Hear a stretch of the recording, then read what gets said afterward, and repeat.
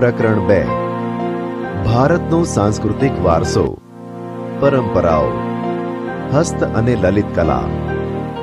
વિદ્યાર્થી મિત્રો, ભારત સમૃદ્ધ સાંસ્કૃતિક વારસો ધરાવતો દેશ છે, જેમાં ભૌતિક અને જૈવિક વારસાનો સમાવેશ થાય છે.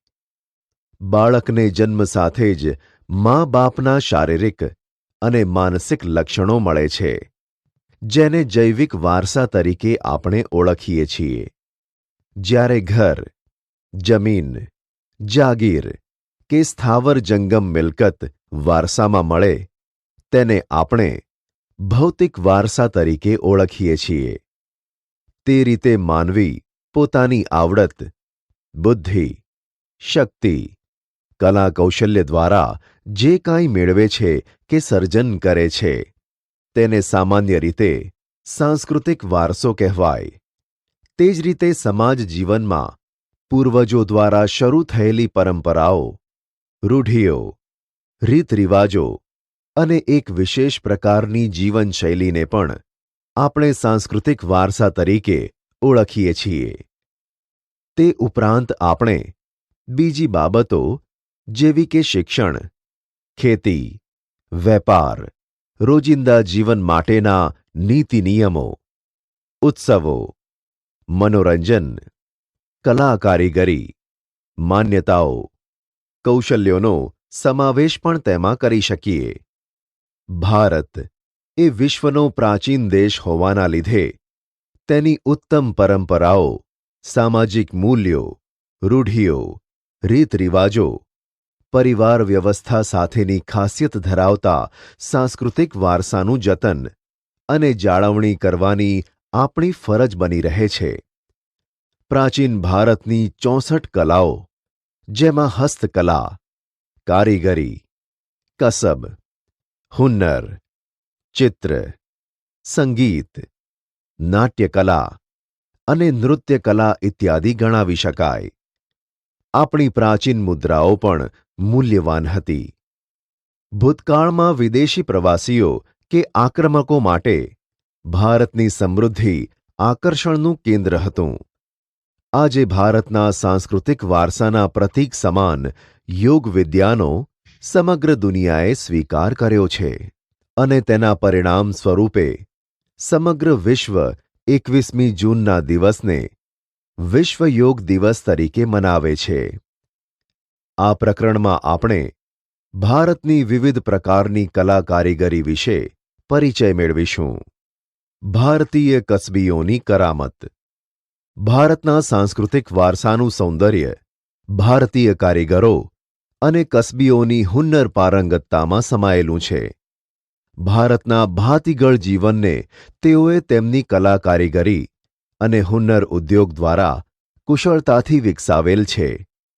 ભરત ગૂંથણ, કાષ્ઠકલા, માટીકામ, ધાતુકામ, ચિત્રકલા, ચર્મ ઉદ્યોગ, મીના કારીગરી, નકશીકામ, અકીક અને હીરાને લગતી કૌશલ્યપૂર્ણ કારીગરી, શિલ્પ સ્થાપત્ય, હાથ વણાટને લગતી કારીગરી એ ભારતની એક આગવી ઓળખ છે.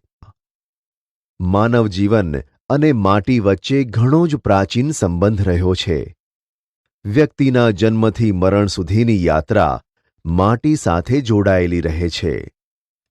ધાતુકામની શોધ નહોતી થઈ ત્યારે માનવી મહદ અંશે માટીમાંથી બનાવેલી સામગ્રીનો ઉપયોગ કરતો, જેમાં માટીના રમકડા, ઘડા, કુલડી, કોડિયાં, હાંડલા, માટીના ચૂલા તથા અનાજ સંગ્રહ માટેની કોઠીઓ વગેરે ગણી શકાય. એ સમયે ઘરોની દિવાલોને પણ માટી અને છાણથી લીંપીને રક્ષણ અપાતું. પાણી, દૂધ, દહીં, છાશ અને ઘી જેવા પ્રવાહી પણ માટીના વાસણોમાં રાખવામાં આવતા. રસોઈના વાસણો પણ માટીના રહેતા. લોથલ, મોહેંજો-દડો તથા હડપ્પા સંસ્કૃતિ સમયના માટીના લાલ રંગના પવાલાં, બરણી, રકાબી વગેરે વાસણો મળી આવ્યા છે. કુંભારનો ચાકડો માટીકામ માટેનું પ્રાચીન ભારતનું પ્રથમ યંત્ર ગણી શકાય. આજે પણ નવરાત્રિમાં ગરબા અંદર દીવો હોય તેવો માટીનો કાણા પાડેલો ઘડો જોવા મળે છે.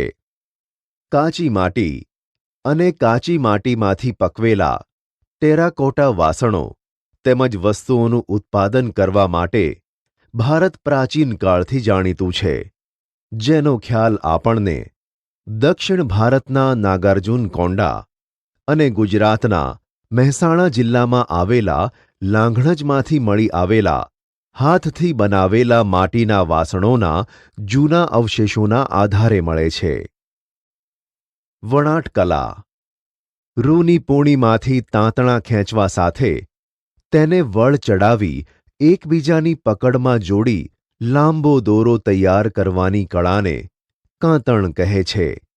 મહાત્મા ગાંધીજીએ કાંતણ વણાટ ગૃહ ઉદ્યોગને સવિશેષ મહત્વ આપીને આઝાદીના આંદોલનમાં સ્વદેશી અને સ્વાવલંબન સાથે જોડી એક ઇતિહાસ રચ્યો તે આપણે જાણીએ છીએ. હાથ વણાટ. પ્રાચીન સમયથી ભારત વસ્ત્રવિદ્યા ક્ષેત્રે જાણીતું છે. ભારતના કુશળ કારીગરો દ્વારા તૈયાર થતી ઢાકાની મલમલનો તાકો દિવાસળીની પેટીમાં સમાતો અથવા સાડી વીંટીમાંથી પસાર થઈ જતી હોવાની વાતો જાણીતી છે. કાશ્મીર સહિત ભારતમાં બનતા ગાલીચા, પાટણના પટોળા, કાંજીવરમ તેમજ બનારસી સાડીઓ, રાજસ્થાનની બાંધણીઓ જેવા હાથ વણાટના બેનમૂન હુન્નરના નમૂના એ ભારતની એક આગવી ઓળખ છે. ગુજરાતમાં સોલંકી યુગના સુવર્ણકાળ દરમિયાન તે વખતના પાટનગર પાટણમાં અનેક કારીગરો એટલે કે સાળવીઓ આવીને વસ્યા. તેમની આવડત અને કૌશલ્યને લીધે ખાસ કરીને પાટણના પટોળા જગતભરમાં વિખ્યાત બન્યા. પાટણનો આ હુન્નર આશરે 850 વર્ષો કરતાં પણ પ્રાચીન હોવાનું જણાય છે. અત્યંત અટપટી, જટિલ અને સમય માંગી લે એવી આ કલા હાલમાં મર્યાદિત કારીગરો પાસે રહી છે. પાટણમાં બનતા આ રેશમી વસ્ત્ર બેવડ ઇક્ત એટલે કે ઇક્ત વણાટને પટોળા તરીકે ઓળખવામાં આવે છે, જેમાં બંને બાજુ એક જ ભાત દેખાતી હોય બંને બાજુ પહેરી શકાય છે. પટોળા વર્ષો સુધી ટકે છે અને તેનો રંગ પણ જતો ન હોવાથી આપણે ત્યાં પડી પટોળે ભાત, ફાટે પણ ફીટે નહીં કહેવત પણ પ્રચલિત થઈ છે. ભરત ગૂંથણ કલા. હડપ્પા અને મોહેંજો દડોના ઉત્ખનન દરમિયાન મળેલી મૂર્તિઓ અને પૂતળાના વસ્ત્રો ઉપર પણ ભરત ગૂંથણ કામ જોવા મળ્યું છે. ભારતમાં પુરુષો, સ્ત્રીઓ તથા બાળકોના વસ્ત્રો ઉપર ભરત ગૂંથણ કરવાની કારીગરી પણ ઘણી પ્રાચીન છે. સિંધુ સંસ્કૃતિના સમયે સિંધ, સૌરાષ્ટ્ર અને કચ્છના સ્ત્રી પુરુષોના વસ્ત્રો ઉપર ભરતકામ જોવા મળેલું છે. એ જ રીતે કાશ્મીરનું કાશ્મીરી ભરત પણ જાણીતું છે. આ ઉપરાંત ગુજરાતના જામનગર, જેતપુર, ભુજ અને માંડવી સહિતના વિસ્તારો બાંધણી અને તેના ઉપરની પરંપરાગત શૈલીવાળી હાથી, પૂતળી, ચોપાટ, પક્ષીઓ, કળશ વગેરે સુંદર ડિઝાઇનો માટે જાણીતા છે. કપડા ઉપર છપાઈ અને ભરત ગૂંથણ એ ગુજરાતના કચ્છ, સૌરાષ્ટ્ર વગેરે પ્રદેશની સ્ત્રીઓનો ગૃહ વ્યવસાય રહ્યો છે. ચંદરવા, શાખ, તોરણ, ચાકળા, ઓછાડ, તકિયા, પારણા અને ઓશિકા ઉપરાંત કેટલીક કોમોમાં પહેરાતા કેડિયા નામના વસ્ત્રો ઉપરની ભરત ગૂંથણની કલાની પરંપરા આજે પણ પ્રખ્યાત છે. ભરત ગૂંથણથી શણગારેલા ધાબળા, રજાઈ ઉપર ભૌમિતિક અને વિવિધ આકૃતિ પ્રધાન કૃતિઓ સાથેનું ભરતકામ પણ જોવા મળે છે. કચ્છના બન્ની વિસ્તારોમાં જત જેવી કોમની ભરતકલા પણ આગવી વિશેષતા ધરાવે છે. ચર્મ ઉદ્યોગ. પ્રાચીન ભારતમાં મૃત્યુ પામેલા જાનવરોના ચામડાનો વિવિધ ઉપયોગ થતો. પ્રાણીના મૃત્યુ પછી પરંપરાગત રીતે ચામડું કમાવવામાં આવતું, એટલે કે પ્રોસેસ કરવામાં આવતું. ખેતી માટે કૂવામાંથી પાણી કાઢવા માટેના કોસ તથા પાણીની મશકો અને પખાલોમાં ચામડાનો ઉપયોગ થતો. ઢોલ, નગારા, તબલા, ઢોલક જેવા સંગીતના સાધનો ઉપરાંત લુહારની ધમણો, વિવિધ પ્રકારના પગરખાં અને પ્રાણીઓને બાંધવા ચામડાનો ઉપયોગ થતો. યુદ્ધોમાં વપરાતી ઢાલમાં પણ પ્રાણીઓના ચામડાનો ઉપયોગ થતો. ભારતનો ચર્મ ઉદ્યોગ આગવું સ્થાન ધરાવતો વિવિધ પ્રકારની ચામડાની ભરત ગૂંથણવાળી મોજડીઓ, પગરખાં, ચામડાના પાકીટ, પટ્ટા તથા ઘોડા અને ઊંટ જેવા પ્રાણીઓની પીઠ ઉપર મૂકવામાં આવતા સાજ, પલાણ, લગામ તેમજ ચાબુક માટેની દોરી પણ ચામડાની રહેતી. હીરા મોતીકામ અને મીના કારીગરી. ભારતની પૂર્વ, પશ્ચિમ અને દક્ષિણ ત્રણેય દિશાઓમાં 7,517 કિલોમીટર લંબાઈ ધરાવતો સમુદ્ર કિનારો હોવાથી હીરા મોતીનો ઉપયોગ મોટા પ્રમાણમાં થતો આવ્યો છે. દરિયાઈ માર્ગની મુસાફરી ખેડીને દરિયા પારના દેશો સાથે વેપારી સંબંધોના કારણે હીરા મોતીનો વેપાર પણ થતો રહેલો. ભારતના કારીગરોએ બનાવેલા હીરા મોતીના આભૂષણોની વિદેશમાં પહેલાથી જ ખૂબ માંગ રહી છે. વિશ્વવિખ્યાત કોહિનૂર અને ગ્રેટ મુઘલ હીરા પણ ભારતમાંથી મળી આવેલા. ભારતીયો આભૂષણ અલંકારોના શોખીન હોવાથી સોનાના દાગીના ઉપરાંત શ્રીમંત વર્ગ, રાજા મહારાજાઓ અને અમીર ઉમરાઓ વૈવિધ્યસભર હીરા મોતીના આભૂષણો પહેરતાં. પ્રાચીન સમયમાં રાજા મહારાજાઓ, શ્રેષ્ઠીઓ અને મહાજનો પણ હીરા, મોતી, માણેક, પન્ના, પોખરાજ, નીલમ વગેરે રત્નોનો ઉપયોગ વસ્ત્રાભૂષણોની શોભા વધારવા કરતા. રાજા મહારાજાઓ અને બાદશાહોના સિંહાસનો, મુગટો, માળાઓ, બાજુબંધ બનાવવામાં આ રત્નોનો ઉપયોગ થતો. ગુજરાતમાં મોતીકામનો સવિશેષ ઉપયોગ થતો જોવા મળે છે. મોતીના કલાત્મક તોરણો, માળાઓ, કળશ, ઘૂઘરા, પછીત, બારી, ચાકડા, લગ્નના નાળિયેર, ઈંઢોણી, પંખા, બળદ માટેના સુશોભન કરેલા મોડિયાં, શિંગડા, ઝૂલ વગેરે ગૂંથવાની કલા કારીગરી અદ્ભુત રહેલી છે. ભારતભરમાં આ સઘળી કારીગરી એ હસ્તકલા કારીગરી તરીકે પરંપરાગત જોવા મળે છે. દુનિયાભરના દેશોમાં સોના, ચાંદી તથા મીનાકારીની કલા કારીગરીમાં આપણો ભારત દેશ અગ્રીમ સ્થાને છે. આપણે ત્યાં સોના ચાંદીના અલંકારો જેવા કે માળા, હાર, વીંટી, એરિંગ, કંગન, ચાવીનો ઝુમખો વગેરેમાં કૌશલ્ય અને નિપુણતા ધરાવતા કારીગરો મીના કારીગરી વડે લાલ, લીલો અને વાદળી રંગો પૂરીને આવા ઘરેણાંની શોભા વધારતા હોય છે. આવી મીના કારીગરીનું કૌશલ્ય ધરાવતા કારીગરો જયપુર, લખનઉ, દિલ્હી, વારાણસી અને હૈદરાબાદમાં સવિશેષ જોવા મળે છે. જરીકામ. ભારતમાં જરી ભરતની કળા પણ પ્રાચીન સમયથી જોવા મળે છે. ચાંદી અને સોનાના તારના રૂપમાં જરી બનાવી તેનો ઉપયોગ ભરત ગૂંથણ કળા દ્વારા કિંમતી વસ્ત્રો શણગારવામાં થતો. ભારતમાં જરીકામના હુન્નર માટે સુરત જાણીતું છે. પાનેતર, સાડી, ઘરચોળા જેવા વસ્ત્ર પરિધાન માટે સુરતના કુશળ કારીગરો જરીની કિનારી લગાડીને બેનમૂન કામ કરી આપતા હતા. ધાતુકામ. ધાતુ વિદ્યા પણ ભારતની પ્રાચીન વિદ્યા છે. પાષાણ યુગ પછીના ધાતુ યુગમાં ધાતુ વિદ્યા વિકસી. લોથલના કારીગરોએ ધાતુઓમાંથી બનાવેલા દાંતરડા, શારડીઓ, વળાંકવાળી કરવત, આરા અને સોય જેવા તાંબાના અને કાંસાના ઓજારો બનાવતા હોવાનું જણાયું છે. આમ ધાતુમાંથી ઓજારો ઉપરાંત વાસણો, મૂર્તિઓ અને પાત્રો બનાવવામાં આવતા. યુદ્ધો માટેના અસ્ત્રો અને શસ્ત્રો પણ ધાતુમાંથી બનાવવામાં આવતા. સોના ચાંદી જેવી ધાતુનો ઉપયોગ ઘરેણાં માટે થતો.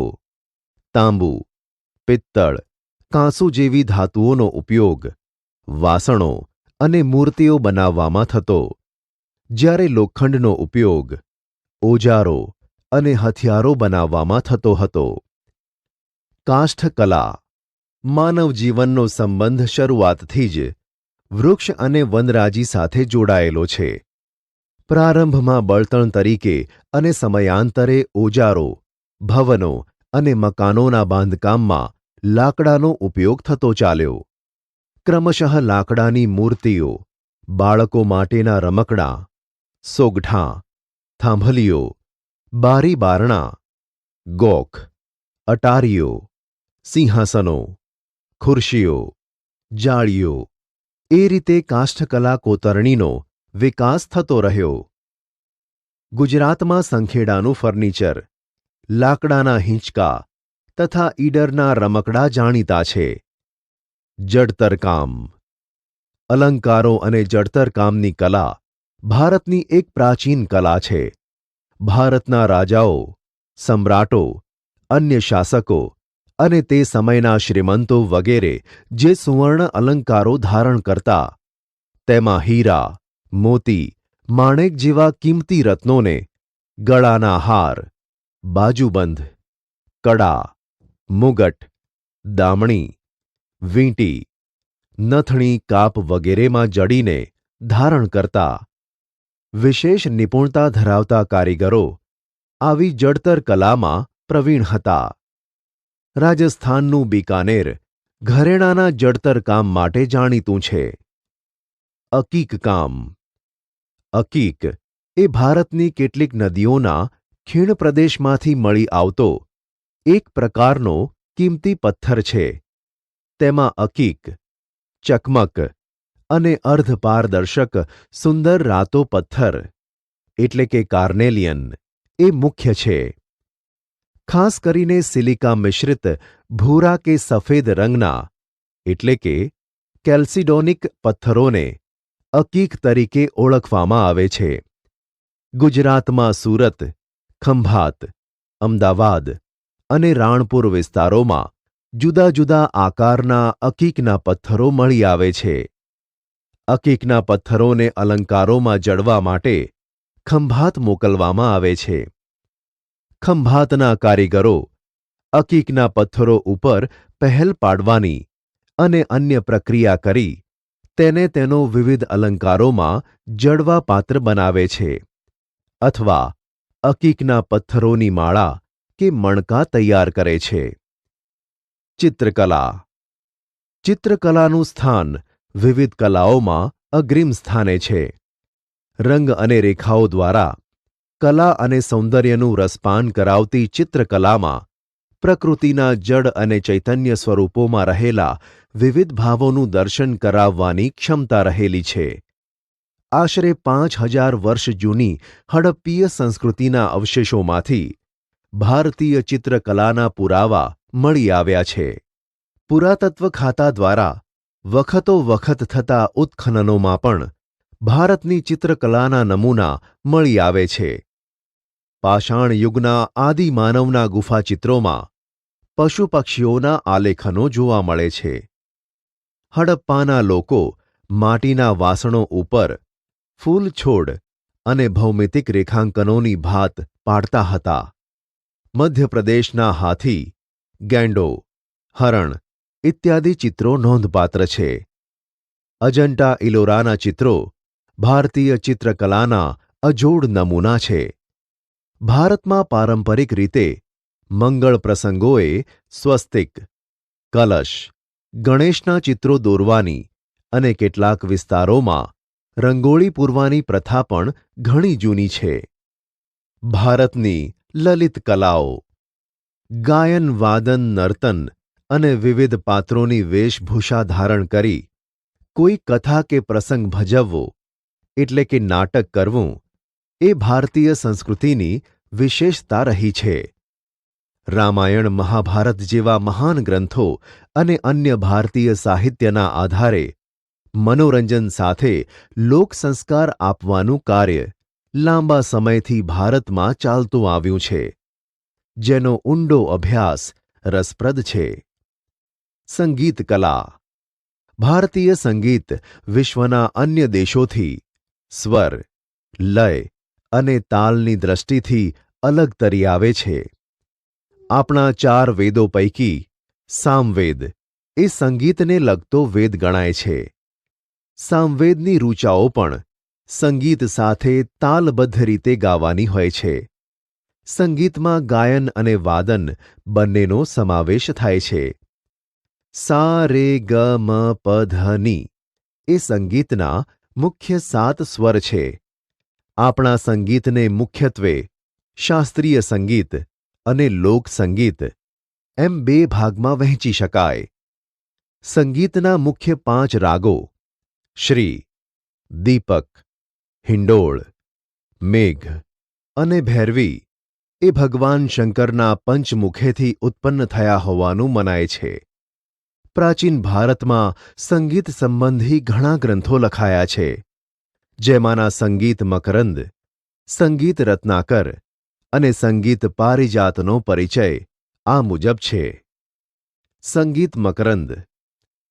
સંગીત શાસ્ત્રના જ્ઞાન પંડિત નારદે ઈસવીસન 900ના અરસામાં આ ગ્રંથ લખેલો, જેમાં 19 પ્રકારની વીણા અને 101 પ્રકારના તાલનું વર્ણન છે. 2. સંગીત રત્નાકર. સંગીતશાસ્ત્રના તજજ્ઞ પંડિત સારંગદેવે આ ગ્રંથની રચના કરેલી. દૌલતાબાદ દેવગિરી નિવાસી હોઈને તેઓ ઉત્તર ભારત અને દક્ષિણ ભારતના સંગીતથી સુપરિચિત હતા. પંડિત વિષ્ણુ નારાયણ ભાતખંડે સંગીત રત્નાકરને ભારતીય સંગીતનો સૌથી વધુ પ્રમાણભૂત ગ્રંથ ગણાવે છે. સંગીતના અંગો સમજવા માટે આ ગ્રંથ બેજોડ ગણાય છે. 3. સંગીત પારિજાત. પંડિત અહોબલે ઈસવીસન 1665માં ઉત્તર હિન્દુસ્તાનની સંગીત પદ્ધતિ માટે આ ખૂબ જ મહત્વના ગ્રંથની રચના કરી હતી. તેમણે દરેક રાગ અન્ય રાગથી અલગ હોવાનું તેમજ તેનું સ્વતંત્ર અસ્તિત્વ તથા વિશેષતા હોવાનું સમજાવ્યું હતું. તેઓએ 29 પ્રકારના સ્વરો ગણાવ્યા છે.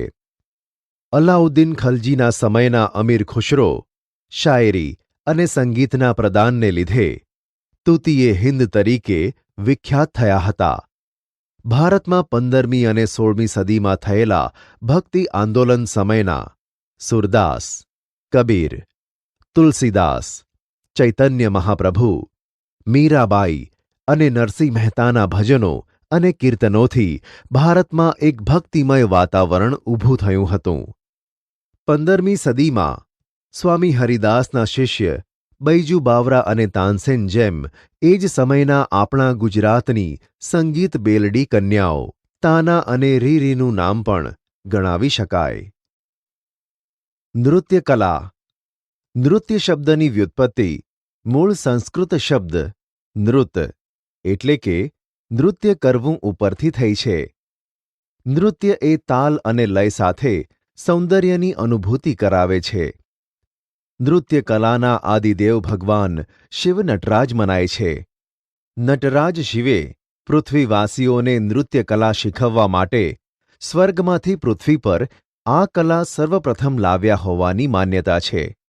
ભારતીય શાસ્ત્રીય નૃત્યોમાં ભારતનાટ્યમ, કુચીપુડી, કથક, કથકલી, ઓડિસી અને મણિપુરી એ મુખ્ય પ્રકારો છે.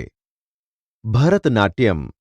ભરતનાટ્યમનું ઉદ્ભવસ્થાન તમિલનાડુ રાજ્યનો તાંજોર જિલ્લો ગણાય છે. ભરત મુનિએ રચેલ નાટ્યશાસ્ત્ર અને નંદિકેશ્વર રચિત અભિનવ દર્પણ આ બંને ગ્રંથો ભરતનાટ્યમના આધાર સ્રોત છે.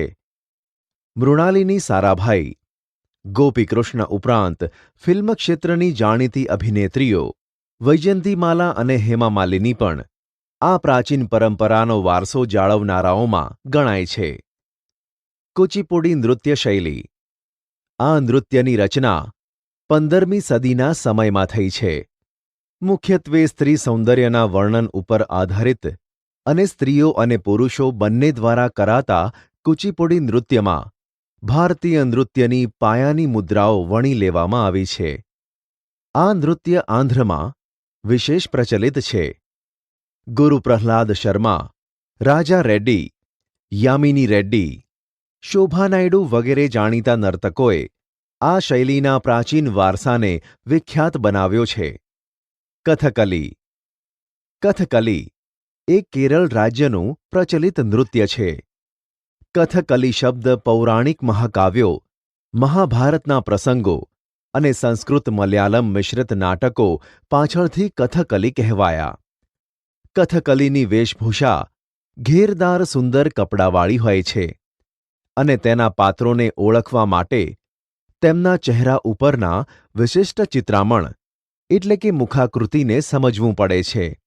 આ નૃત્યમાં નટ કલાત્મક મુકુટ ધારણ કરી રજૂઆત સમયે એક જ તેલના દીવાના તેજથી પ્રકાશિત રંગમંચ પર પડદા પાછળ આવીને પોતાની સંગીતમય ઓળખ આપી ત્રણેય લોકના પાત્રોને ચહેરાના હાવભાવ અને હસ્તમુદ્રાથી સજીવ કરે છે. કેરળના કવિ શ્રી વલ્લથોડ સ્થાપિત કલામંડળમાં કથકલી, કલામંડલમ, કૃષ્ણપ્રસાદ, શિવારમન વગેરેએ આ શૈલીને દેશ વિદેશમાં નામના અપાવી છે. કથક નૃત્ય. કથક કરે સો કથક કહાવે વાક્ય પરથી કથક ઉતરી આવ્યું છે. મહાભારતમાં શ્રીકૃષ્ણ અને ગોપીઓ સાથેના નૃત્યોની કથાઓ આધારિત કથક નૃત્યનો વૈષ્ણવ સંપ્રદાયની શૃંગાર ભક્તિ સાથે ઉત્તર ભારતમાં વિકાસ થયો છે. તેમાં એક પગ પર ગોળ ગોળ ફરવું અને નૃત્યના પ્રસંગો પ્રદર્શિત કરવામાં આવે છે. આ નૃત્યમાં સ્ત્રીઓ ચૂડીદાર પાયજામો અને ઉપર ઘેરવાળું વસ્ત્ર પહેરે છે. પંડિત શ્રી બિરજુ મહારાજ, સિતારા દેવી અને કુમુદિની લાખિયા વગેરેએ આ કલાને જીવંત રાખી છે. મણિપુરી નૃત્ય. મણિપુરની પ્રજા દરેક ઉત્સવ પ્રસંગે નૃત્ય કરે છે. મણિપુરી નૃત્ય શૈલી મુખ્યત્વે શ્રી કૃષ્ણની બાળલીલા અને રાસલીલા પર આધારિત છે.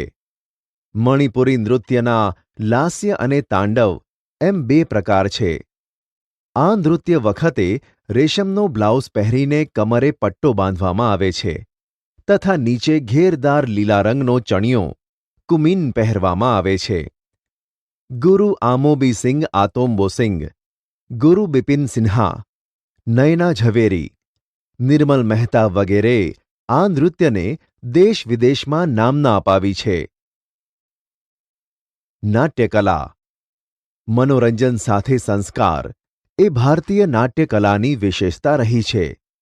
નાટકનું સંચાલન કરનાર સૂત્રધાર અને રમૂજ વડે આનંદ પમાડતા વિદૂષકની જોડી સાથેના નાટકો ભારતની નાટ્યકલાની એક આગવી ઓળખ બની રહી છે. ભરતમુનિએ રચેલું નાટ્યશાસ્ત્ર કલાક્ષેત્રે પ્રચલિત છે. નાટ્યકલા એ નાટ્યલેખન અને મંચન દ્વારા રંગમંચ ઉપર દ્રશ્ય શ્રાવ્ય અને અભિનયના ત્રિવેણી સંગમ સાથે આબાલવૃદ્ધોનું મનોરંજન અને લોકશિક્ષણ કરતી ભારતની પ્રાચીન કળા છે. આ કલામાં તમામ કલાઓનો સમન્વય હોવાનું વર્ણવતા ભરતમુનિએ નોંધ્યું છે કે એવું કોઈ શાસ્ત્ર નથી, એવું કોઈ શિલ્પ નથી, એવી કોઈ વિદ્યા નથી, એવું કોઈ કર્મ નથી કે જે નાટ્યકલામાં ન હોય. ભરતમુનિ રચિત પ્રથમ નાટકનું કથાનક દેવાસુર સંગ્રામ હતું. સંસ્કૃત સાહિત્યમાં મહાકવિ ભાસે મહાભારત આધારિત કર્ણભાર, ઉરુભંગ અને દૂતવાક્યમ જેવા નાટકોનો વારસો આપણને આપ્યો છે. જ્યારે મહાકવિ કાલિદાસના અભિજ્ઞાન શાકુંતલમ, વિક્રમો વર્ષિયમ તેમજ માલવિકાગ્નિમિત્રમ નાટકોએ સૌથી વધુ જાણીતી રચનાઓ છે.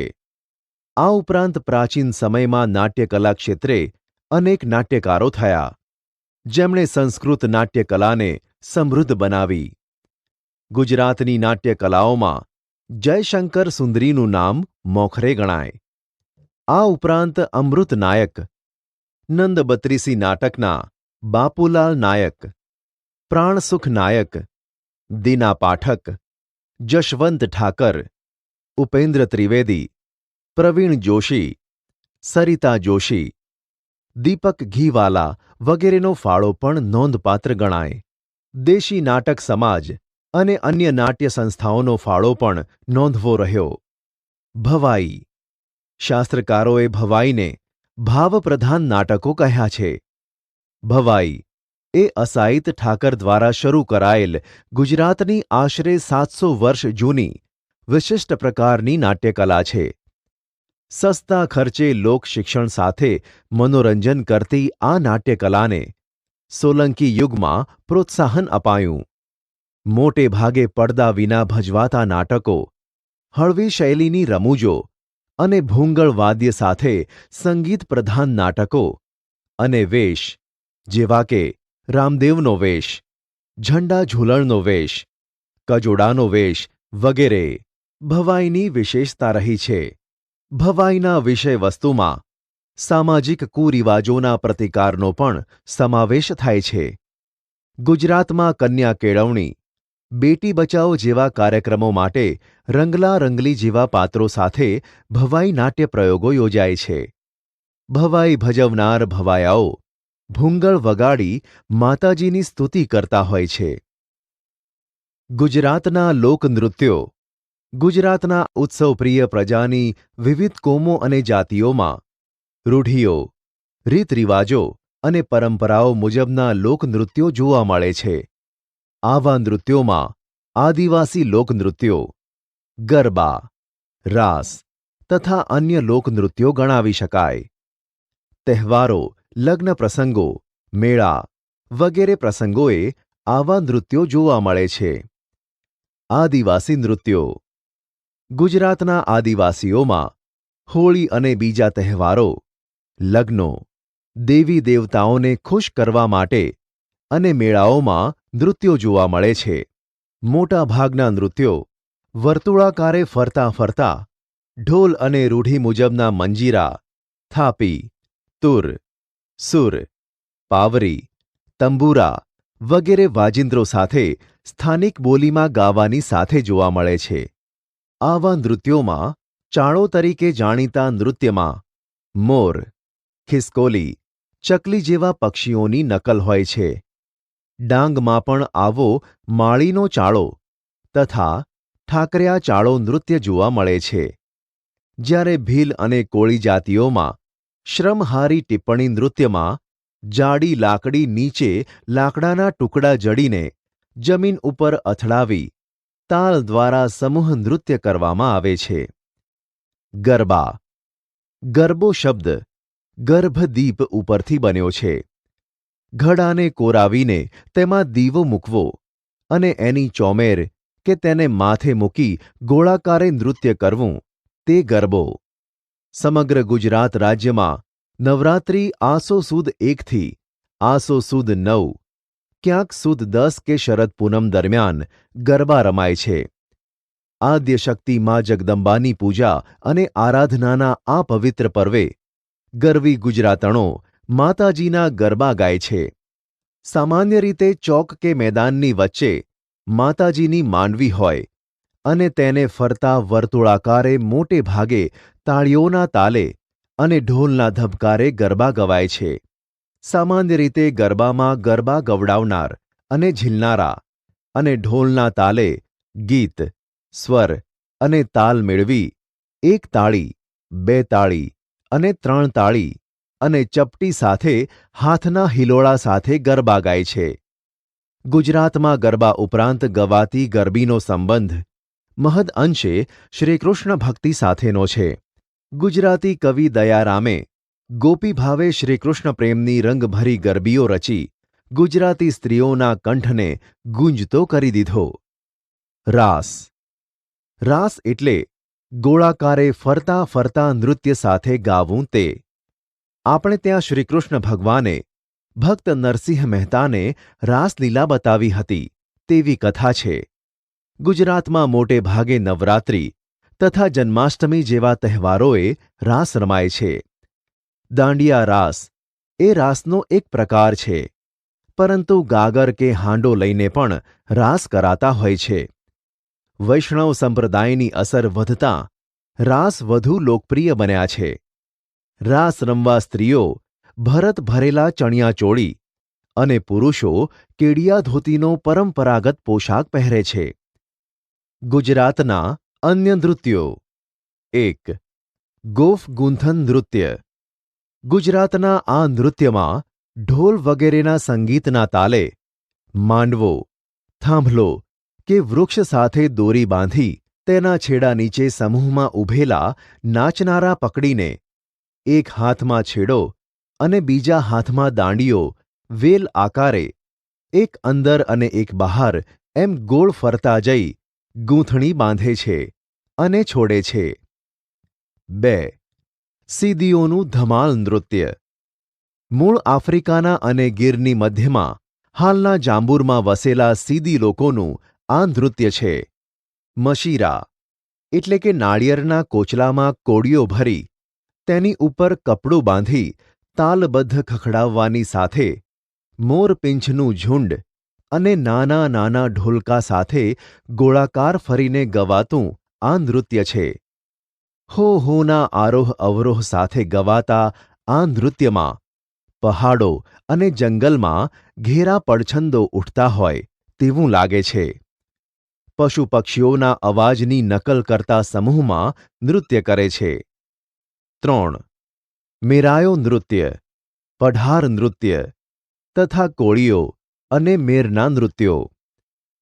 બનાસકાંઠાના વાવ વિસ્તારમાં સરખડ કે ઝુંઝાળી જેવા ઊંચા ઘાસમાંથી તોરણ જેવા ઝુમખાઓનો મોરાયો ગૂંથી ઢોલના અવાજ સાથે તલવારના દાવપેચ જેવું નૃત્ય મેરાયો નૃત્ય તરીકે જાણીતું છે. સુરેન્દ્રનગર વગેરે વિસ્તારમાં પઢાર જાતિના લોકો દ્વારા થતા પઢાર નૃત્યમાં દાંડિયા કે મંજીરા સાથે લય અને તાલ સાથે શરીરને જમીન સરસું લઈ બેઠા થવાનું હોય છે. સાગરના મોજા કે એ મોજા ઉપર હિલોળા લેતા વહાણ જેવું દ્રશ્ય ખડું કરે છે.